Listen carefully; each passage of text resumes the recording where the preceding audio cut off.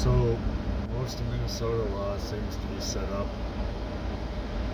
where, as far as medical holds are concerned, police, medical officials exempt from them. There's almost no standard of evidence. There is no standard of evidence. There's nothing barring the doctor that you get put in front of from getting an RX kickback or payment for every script he writes from the drug company. This is the day and age of EHR, EMR, electronic healthcare records, electronic medical records. Whatever they write is likely read by the next doctor you see before you shake his or her hand. There's almost no way to fight what's on that record. And now, with no probable cause other than what somebody else says about you, the cops can force you into the hospital where the doctor doesn't have to have any standard of evidence, no oversight, no fear that anything happens for bad decisions. And if something can, it takes the time and the money to wage a court battle to overturn any of it. So it negatively disaffects the poorest people. You combine this with cultural norms where parents are automatically trusted, even for their adult children, and speaking to them. And the legislation problems become even worse because, in my case, my parents had a moldy house that when my cat died spread it through my apartment. I'd been working 60 to 100 hours a week for like a year and a half to 2 years before, and then I took a deal with my dad that he'd finance the shop, and I took a contract to build some hardware for somebody who had been very good to me in the past, hauling everything up to the third floor on my own, dumped everything I owned into this. And all of a sudden, when Cosmos dies, our cat, I had been driving back to their house, laying on the basement floor. Cosmos dies 2 months later, start bleeding from the eyes, turns into 8 months of hell. Now, I could be wrong here, but at the time I was 28 or 29, and I really doubt anyone my age, or a very small percentage of, could survive 8 months where working wouldn't have really been possible. And I mean survive in a financial sense. And of course, the company, having renewed the first lease at the apartment, didn't want to renew it again after that. And that's the short version of the story. But I was never evicted. They just wouldn't re-sign the lease, so I had to leave. Well, in financial ruin, my parents invite me back to their place, giving them control of all my stuff. About a month in, it's found that, hey, there's a major mold problem in their basement. It's related to decisions they made when I was 14 back in 2001 about how to finish the basement. Vapor barrier carpet pad over vapor barrier cement slab paint. Moisture had nowhere to go. That was determined by a mold pro they hired. They decided instead to act like ostriches. Well, I'm still bleeding from the eye corners, getting pinprick wounds everywhere. My dad's on RX steroidal eye drop medicine, saying how come no one else is affected. And if you do a little bit of looking into it, 1 in 3 people generally has worse sensitivity. I could smell it from when I lived there before.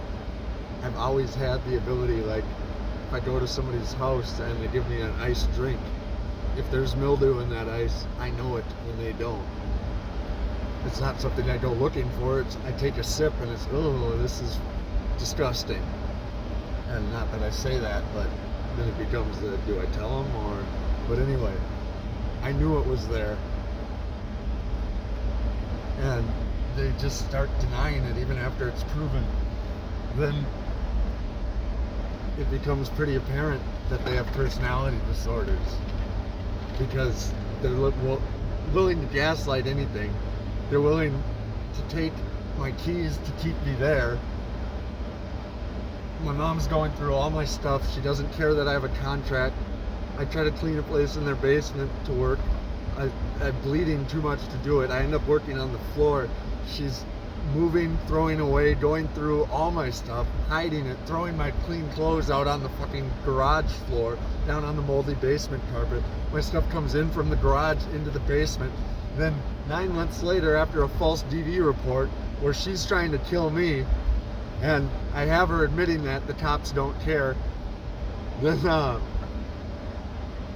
I'm at a hotel because she has a surgery following me around days before, saying I'm delusional, like attacking. I don't have to say a thing when I leave that little room.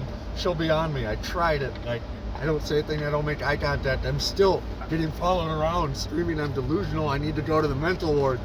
And that's exactly what they rigged up. Because I go to the hotel because I had a web server. I gave up on the hardware project because, as was, it took 30 minutes to find every part or tool, and she's constantly moving them. I turn around and they're in the trash. I turn around, they're not where I left. It's like they had legs, but that's not possible. And 2 weeks before the DV report, I caught her throwing stuff away. 5 minutes after she said, "I don't touch your stuff anymore." And I'm standing on the top of the stairs and she says, "Are you going downstairs?" And I don't know why. Because if you don't move, I might push you down them. 2 weeks later, she's got me back to the railing. She won't stop pushing. Barefoot on wet tile I am. She's about my height. It's not about strength then. I didn't want to hurt her. I didn't want to push her. I didn't want to touch her or be touched. When I felt a foot slip, the adrenaline hits. I look at the corner. I figure, if I can walk her there, if she tries to swing at me when I let go, she, at least subconsciously, she's going to be limited by the fact that her arm might hit that corner. So I walk her slower than either of us have ever traversed the distance in that house. Into the corner, let go, and I'm ducking around, and the whole time she's screaming, "You bastard, I brought you into this world, I can take you out of it. Paul, call the police!" My dad.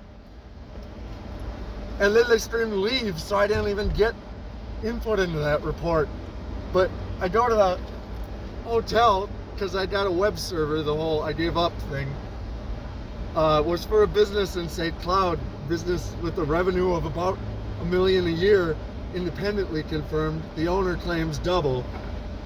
And I told them straight up, my parents, this has risk. But anyway, it was part of the reason I went to the hotel. Other part, to let her recover. They take the fucking car, stranding me. Use the threat to instigate a mental hold. I get a mental hold. I get transferred to the mental ward in Riverside. The doctor, knowing, I tell him straight up, I know what Matchbox syndrome is. I didn't tell him that. So I say, I have pictures, I did. What I had was the vet for my rabbits, indicating there was probably a mite at their place. I didn't think of that at the time. But what I did have was the mold guy on my email, the documents from the extermination at my apartment, the relevant experts in their field confirming these things were real. I tell him I have this on my phone, in my Gmail, and my Google Drive.